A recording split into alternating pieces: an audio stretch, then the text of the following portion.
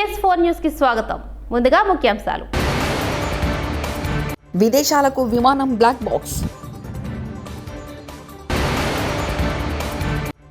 ఆ ప్రాజెక్టులకు అనుమతులు ఇవ్వొద్దని కేంద్రాన్ని కోరాం. మినిస్టర్ ఉత్తమ్. యోగాంధ్రపై ముఖ్యమంత్రి నారా చంద్రబాబు నాయుడు మీడియా సమావేశం. సూపర్ 6 ఇచ్చేశారట, ప్రశ్నిస్తే నాలుక మందమా వైఎస్ జగన్. అహ్మదాబాద్ నుంచి లండన్ టేకాఫ్ అయిన విమానం కొన్ని నిమిషాల్లో కుప్పకూలి దగ్ధమైంది. ఈ ఘటనలో 270 మందికి పైగా మరణించారు. అయితే ఈ విమానానికి సంబంధించిన బ్లాక్ బాక్స్ దెబ్బతిన్నట్లు తెలుస్తుంది. ఈ నేపథ్యంలో ఈ బ్లాక్ బాక్స్ను విదేశాలకు పంపేందుకు కేంద్రం చర్యలు చేపట్టనున్నట్లు సమాచారం. దీన్ని అమెరికాకు పంపి అందులోని డేటాను వెలికి తీసేందుకు కేంద్ర ప్రభుత్వం సన్నాహాలు చేస్తున్నట్లు అధికార వర్గాలు తెలిపాయి.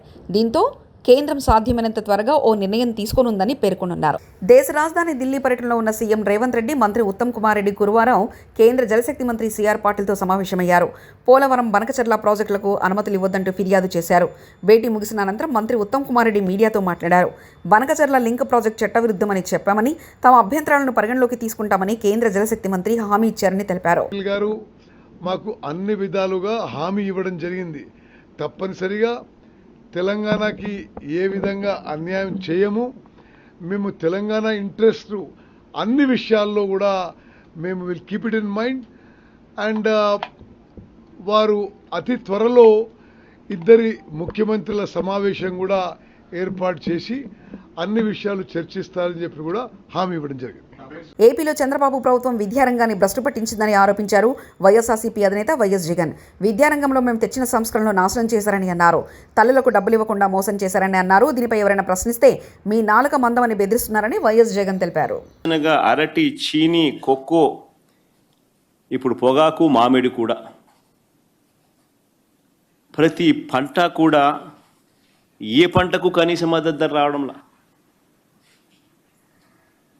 రైతులు అష్ట కష్టాలు పడతా ఉన్నారు. ఈ మధ్యకాలంలోనే పల్నాడు జిల్లాలో 2 ఆత్మహత్యలు పొగాకు రైతులకు సంబంధించి పల్నాడు కొండేపులో జరిగితే 2 రోజుల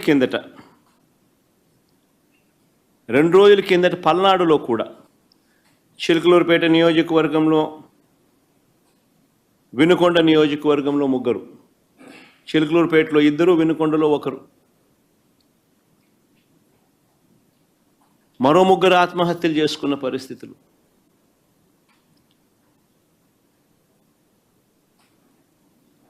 ప్రకాశం జిల్లాలో మన కళ్ళ ఎదుటే ఒక 2 ఆత్మహత్యలు జరిగితే మరో 3 ఆత్మహత్యలు కళ్ళ ఎదుటే కనిపిస్తూ ఉన్నాయి. అయినా కూడా ఈ ప్రభుత్వం పట్టించుకునే పరిస్థితి లేదు. అయినా కూడా రైతులకు తోడుగా నిలబడే కార్యక్రమం అంతకన్నా జరగడం లేదు. ప్రజల సమస్యల పట్ల ఎవరైనా కూడా గొంతు విప్పితే చాలు చంద్రబాబు నాయుడు గారు నోట్లో నుంచి వచ్చే మాటలు ఏ స్థాయిలో ఉన్నాయనంటే భూస్థాపితం చేస్తాడట. ఆశ్చర్యం కలిగించే విషయాలు. 76 ఏళ్ల వయసు ఆయన, 76 ఏళ్ల వయసులో ఉన్న ఆయన, ఒక ముఖ్యమంత్రి స్థానంలో కూర్చొని ఉన్న వ్యక్తి ఒక టీవీ ఇంటర్వ్యూలో మాట్లాడుతూ ప్రతిపక్షాన్ని భూస్థాపితం చేస్తాడంట. ప్రతిపక్ష నాయకుడు పేరెత్తి ఆయన ప్రతిపక్ష నాయకుడిని భూస్థాపితం చేస్తాడంట. ఆ ఎల్లో మీడియాకి సంబంధించిన ఓనర్, ఆ టీవీ ఓనర్ ఒకడు అడుగుతాడు, ఎప్పుడు భూస్థాపితం చేస్తామని. ఈయన అదిగో మొదలు పెట్టేశాను, చేస్తూ ఉన్నాను, త్వరలోనే చేసేస్తాను ఈయన అంటాడు. ఆశ్చర్యం. 76 ఏళ్ళ ముసలాయనైనా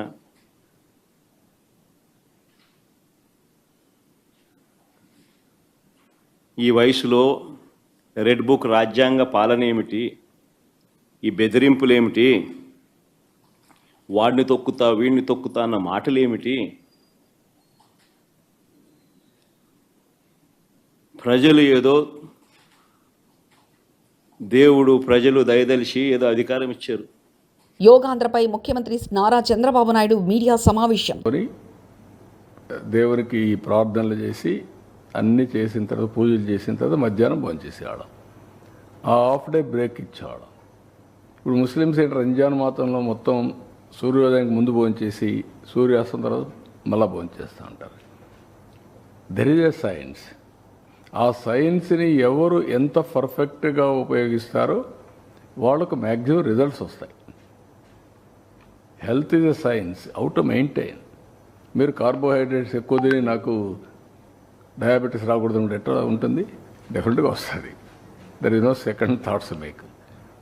ఇది అవేర్నెస్ ఈజ్ ది క్యూర్. మీ లైఫ్ స్టాండర్డ్స్ మీరు ఎవ్రీడే లేట్ నైట్ తిరుగుతూ తాగి ఎన్ని చేసి గంజాయి తినేసి ఇష్ట ప్రకారం ఒకసారి అలవాటు అయిందని అడిక్ట్ అయిపోతే మీ హెల్త్ ఎట్లుంటుంది? I'm asking. వాళ్ళకు లేనిపోని సమస్యలు, లేనిపోని కోరికలు, లేనిపోని ఉద్రేగాలు. These are all various.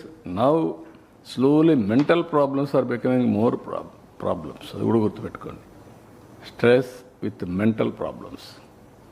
ఒక్కొక్క ఏడాది ఒక్కొక్క థీమ్ తీసుకుంటారు సార్. ఈ ఏడాది ఏ థీమ్ తీసుకుంటారు? ఈ ఏడాది వీడు తీసుకున్న థీమ్ వచ్చి one nation, one world, one earth. One earth, one globe అని. అదేనా? One health, one health, one health, one earth. Okay.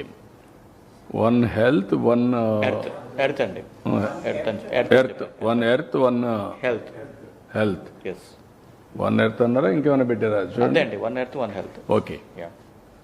One earth, one health. Cabinet ఆమోదం లేకుండా కాళేశ్వరం కట్టారని నిరూపిస్తే రాజకీయాల నుండి తప్పుకుంటాను. కాళేశ్వరం ప్రాజెక్టు కేబినెట్లో ఆమోదం పొందలేదన్న రేవంత్ రెడ్డి వ్యాఖ్యలను ఈటెల రాజేందర్ కౌంటర్. కేబినెట్ ఆమోదం లేకుండా కాళేశ్వరం లాంటి పెద్ద ప్రాజెక్టు కట్టిన సంఘటన దేశంలో ఎక్కడైనా ఉందా? ఇలాంటి కీలక అంశాలపై కేబినెట్ ఆమోదం లేకుండా కేసీఆర్ ఎప్పుడు నిర్ణయాలు తీసుకోలేదు. ఆనాడు కేసీఆర్ కేబినెట్లో ఉన్న 3 మంత్రులు ఇప్పుడు మీ పక్కనే ఉన్నారు, వారిని అడగండి, స్పష్టంగా చెప్తారంటూ బీజేపీ ఎంపీ ఈటెల రాజేందర్ వ్యాఖ్యానించారు. కేబినెట్ ఆమోదం లేకుండా ఇంత పెద్ద ప్రాజెక్ట్ నిర్వహించేటువంటి ప్రాక్టీస్ ఎప్పుడైనా ఉంటే చెప్పమని చెప్పండి. దానికి సంబంధించిన మొత్తం ఆధారాలు ఇస్తామని చెప్పినాం. ఇలా నేను ఇంకొక మాట కూడా చెప్తాను. నన్ను అడగడం కంటే కూడా నా మీద మాట్లాడుతున్నాను. కానీ ఆ క్యాబినెట్లో మంత్రులుగా పనిచేసిన వాళ్ళు ఒక 3 అక్కడ ఉన్నారు. ఇప్పుడు 3 ఉన్నారు అక్కడ. ఒకరు మంత్రి లేకపోవచ్చు కానీ 3 మంత్రులు ఉన్నారు. నేనేమంటున్నా అంటే, నేను సూత్రప్రాయంగా బ్లంట్గా చెప్తా ఉన్నా, కేసీఆర్ ఇట్లాంటి ఇష్యూస్ అన్నీ కూడా క్యాబినెట్లో పెట్టకుండా ఆనాడు కాలేదని చెప్పి 100 సార్లు చెప్పి, నేను ఆనాడు మంత్రిగా ఉన్నా కూడా చెప్తున్నా. ఇప్పుడు బీజేపీ ఎంపీగా చెప్పట్లేదు. నేను ఆనాడు ఆర్థిక మంత్రిగా చెప్తా ఉన్నా. ఇంకా అన్ని డిపార్ట్మెంట్లకు కూడా ఆయన ఇచ్చిన ఇన్స్ట్రక్షన్స్ ఏంటంటే, మీరెవ్వరు కూడా ఏదైనా నిర్ణయాలు తీసుకున్నప్పుడు మీ శాఖలలో మీరే నిర్ణయం తీసుకోకండి, కష్టమవుతుంది. అవన్నిటినీ కూడా క్యాబినెట్ తీసుకురండి, క్యాబినెట్ ఆమోదంతో మాత్రమే చేయమని చెప్పేటువంటి మాట తప్పైతే నేను దేనికంటే దానికుంటా, రాజకీయాలు తప్పుకుంటా. ఇవన్నీ ఇట్లా మాటలు వాటికనే బట్టగాల్చి మీదేసు మాట్లాడడం సభగాదు. ఒక్కొక్కసారి ఎగ్జిక్యూటివ్ ఆర్డర్ ద్వారా కూడా వస్తుండొచ్చు. కొన్ని నిర్ణయాలు క్యాబినెట్ కొంచెం లేట్ అవుతుంది అంటే ఇవ్వాలనే జీవో ఇవ్వాలంటే ఇస్తారు కావచ్చు. కానీ రెక్టిఫికేషన్ కోసం మాత్రం మళ్ళీ ఆమోదం కోసం క్యాబినెట్కి పోతుంది. క్యాబినెట్ ఆమోదం పొందకుండా ఇట్లా జరగవు, గుర్తుపెట్టుకోండి. నేను ఈ మొత్తం కాళేశ్వరం ప్రాజెక్టులో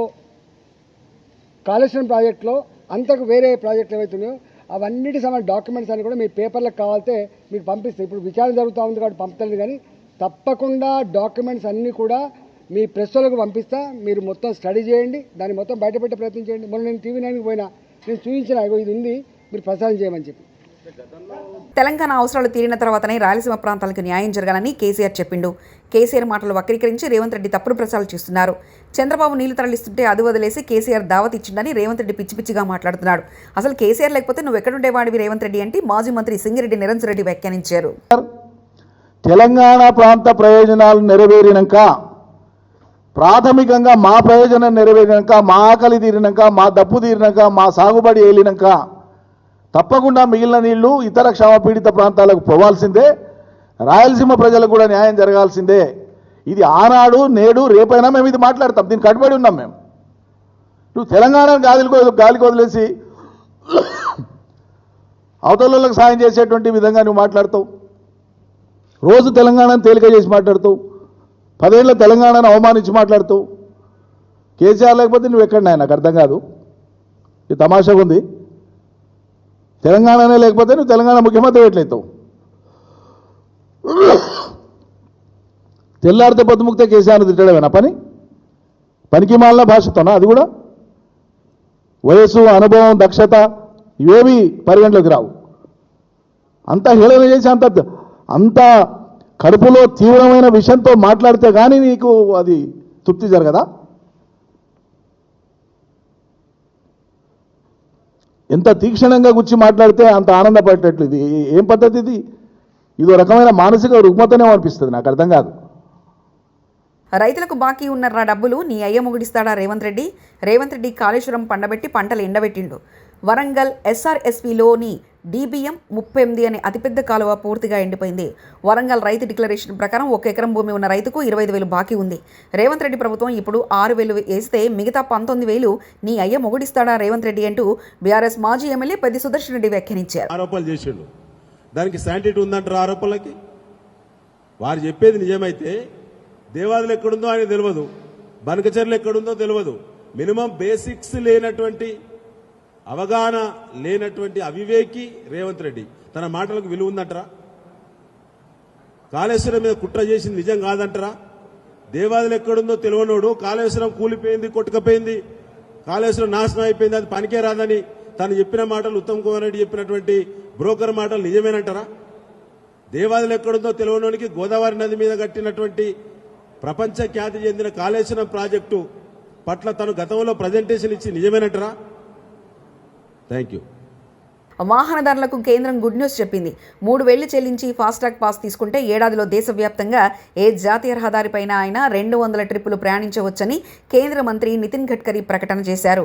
కార్లు, జీపులు వంటి నాన్ కమర్షియల్ వాహనాలకే వర్తిస్తుందని స్పష్టీకరణ చేశారు.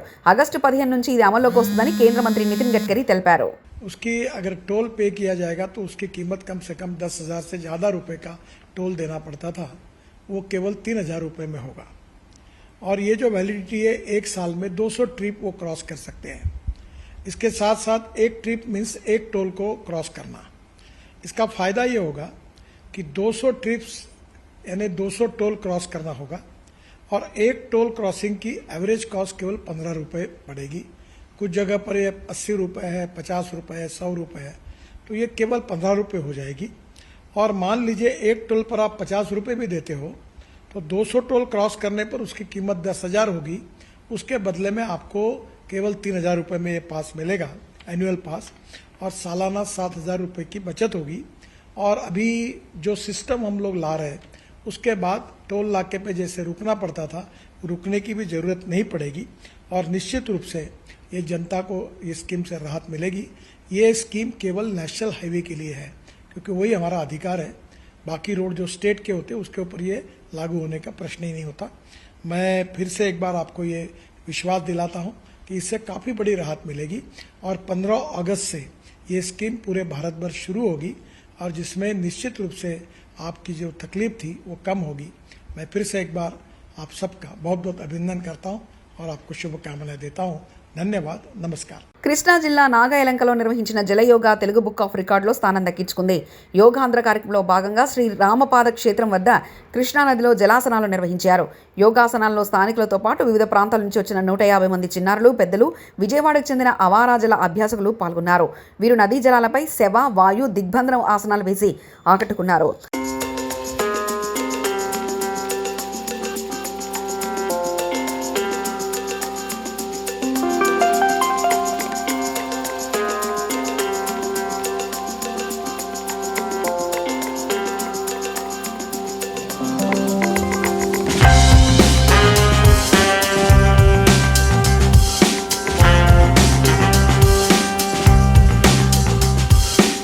గత కొంతకాలంగా బనకచెర్లను అడ్డుకోండని మేం మాట్లాడితే బోడగుండుకు మోకాలుకు ముడిపెట్టినట్టుగా నిన్న రేవంత్ రెడ్డి గారు మాట్లాడారు.